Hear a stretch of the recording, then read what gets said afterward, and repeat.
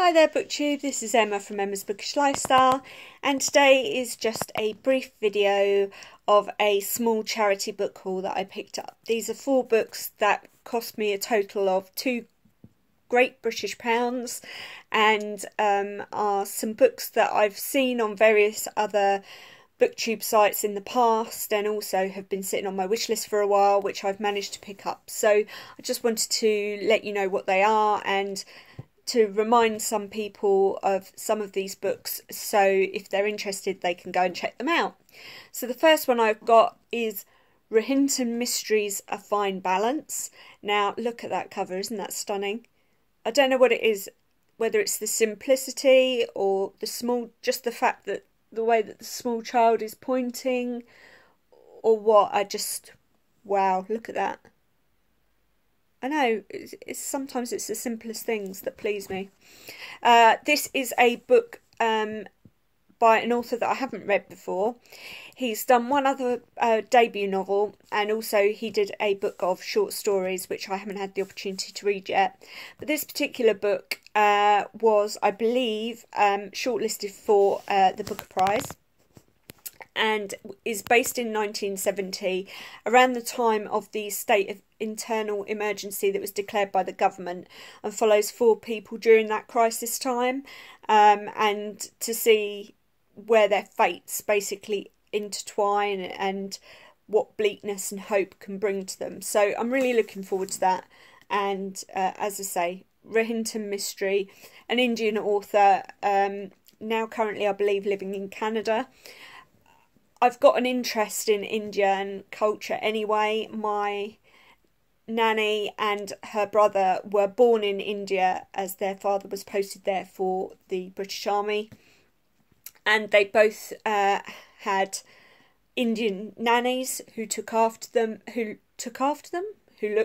them, and actually still to this day there is a family recipe for an Indian or a British Indian curry from those days, which we all love in my family and we still make quite regularly. So it'll be interesting to read about that particular time in history.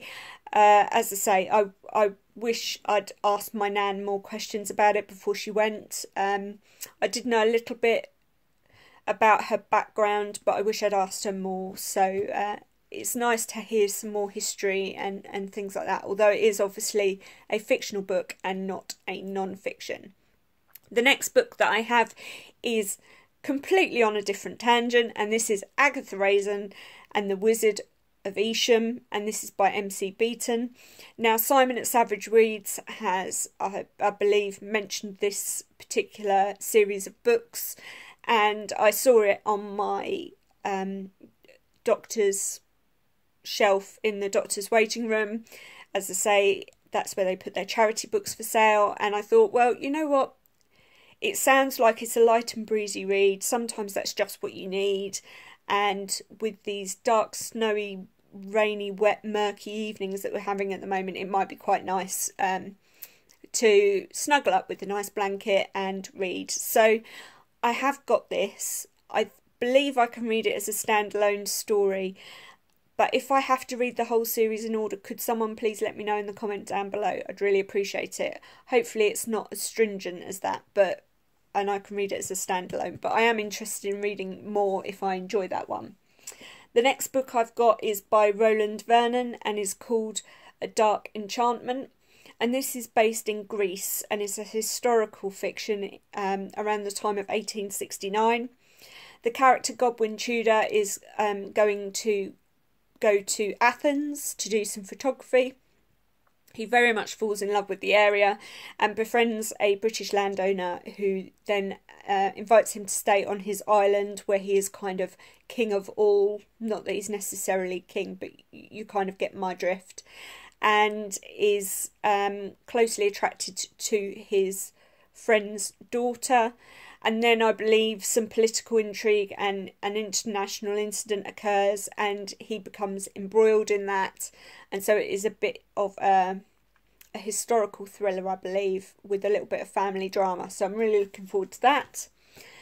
And finally, I have A Short History of Tractors in Ukrainian by Marina Luca. Now, I think I've seen this a while ago. This was shortlisted for the Orange Prize, which obviously is no longer the Orange Prize. I can't remember what it's called now. But it looked really, really interesting. I think I've seen it on a few channels in the past. And this says on the back as the synopsis, 2 years after my mother died, my father fell in love with a glamorous blonde Ukrainian divorcee. He was 84 and she was 36. She exploded into our lives like a fluffy pink grenade, churning up the murky water, bringing to the surface a sludge of sloughed off memories, giving the family ghosts a kick up the backside. And then it tells you more about it and basically the family's interactions and things. And I'm thoroughly looking forward to that one. That looks like it could be a real family drama, which will be fantastic. Excuse me for the fidgety shots. I've had to shoot in the bedroom because the dogs were driving me bonkers and kept jumping in front of the video camera. Yay!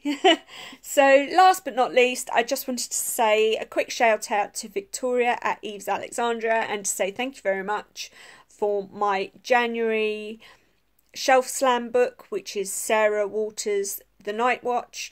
We're doing a slightly different interpretation on the Shelf Slam, which Brittany and Eleanor and Janet are doing from Swirly Girly Books. What we're actually doing is, instead of kind of hitting a set target and then getting rewarded a book, to entice us to read what's on our shelves but still feel like we've got flexibility and options, we're buying each other a book a month and sending it over from our wish lists as a surprise, and then we've given each other 2 months to read it. What this will ensure, we're hoping, is that it keeps our book turnaround quite fresh, so there's something new in there that entices our interest and so promotes us to read what's on our shelves, but also have that flexibility of slotting in something new. For me, that's a really big thing.